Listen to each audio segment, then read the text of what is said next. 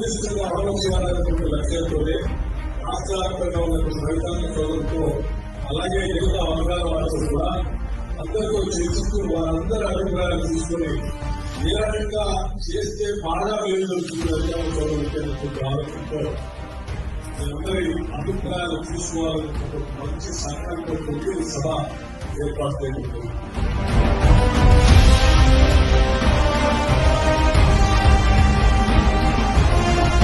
ఎంత 5 ఎకరాలు 10 ఎకరాలు ఉంటే కూడా వాటిని గడిపలు సార్.